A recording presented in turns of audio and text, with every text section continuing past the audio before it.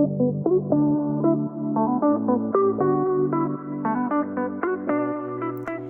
everyone, and welcome back to Turn This Way. Some people may say that the norm for hospitality and even life in general is chaos, that a hectic and chaotic environment is just to be expected. I don't know about you, but chaos doesn't feel productive. It feels stressful and draining and messy. Today we're going to talk about chaos in hospitality. Not the kind caused by a surprise rush or an unexpected issue, but the ongoing, draining chaos that comes from disorganization. When systems are unclear, when information lives in too many places, or when decisions are constantly reactive. This episode isn't about being type A or perfectionist. It's about how disorganization quietly impacts your mindset and your ability to lead with clarity. Disorganization doesn't always look messy, although it absolutely can sometimes. There's physical disorganization with signs that are obvious, such as a desk with papers, samples, and randomness tossed everywhere, and piles growing unsteadily towards the ceiling with a lean replicating the Leaning Tower of Pisa. A lot of disorganization, though, is hidden. Often it looks like notes scattered across phones, notebooks, and emails. I know I'm guilty of that one. Processes that live in your head instead of on paper. Constantly re-explaining the same things. Last-minute scrambling that feels normal. Or feeling busy but not effective. This is the stealthy disorganization that slowly unravels progress and creates roadblocks on our path towards success. We often don't even notice the actions themselves, but we do feel the consequences of them. In hospitality, we have seen disorganization show up as inconsistent training, conflicting instructions, missed details, and decision fatigue. And over time, chaos becomes familiar or even expected. I mentioned before that you will often feel the effects of disorganization before being able to pinpoint where disorganization lies. That's because disorganization isn't just operational. So how does it show up in ourselves? You may notice a constant sense of urgency, feeling like something needs your attention, but not sure what exactly it is. You might feel behind even when you're working nonstop, being exhausted at the end of the day, but also feeling as if you didn't accomplish everything you needed to, and starting the next day already feeling behind. You may notice that you are forgetting important details, missed meetings, missed items on an order. Prioritizing can start to feel difficult, knowing that you need to get several things done but not knowing where to start and jumping around between them all. And decisions feel heavier than they should. These are all signs of disorganization, and we all feel this way sometimes. Life is busy, and for many of us, we travel through each day wearing a multitude of hats and roles, all with their own responsibilities and expectations of us. The problem starts when this becomes your regular state of being, because it's not only affecting you, but those around you. For your teams, this type of disorganization shows up as confusion, frustration, reduced trust, and lower accountability. When leaders are unclear, teams feel unsettled. Often we will notice something is off with our team before we make the connection to ourselves, if we even do. So if you have recently noticed that your team seems frustrated or confused, it may be time to check in with yourself to see what unintentional messaging you may be sending them. Here's the part many leaders don't realize. Most hospitality professionals were never trained to be operators. They were trained to perform, react, and solve problems in real time. You learn to move fast, adapt quickly, hold information mentally, and push through pressure. These are all important skills to possess as a leader in hospitality, but it's not everything. It works until it doesn't. Add to that overwhelm, perfectionism, fear of slowing down, and I'll deal with this later thinking, and that's where chaos takes over. Organization starts to feel like a luxury instead of a necessity. Something I often hear from clients is that they don't have time to be organized. You don't have time not to be organized.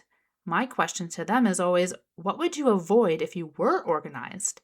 Or, how much time and mental space would you clear up if you weren't always working in disorganized chaos? I want you to pause for a moment for a self-check. Ask yourself, where am I relying on memory instead of systems? This could be in one or two areas, or your business may be lacking systems in general, putting more pressure on yourself and your leadership team to remember everything.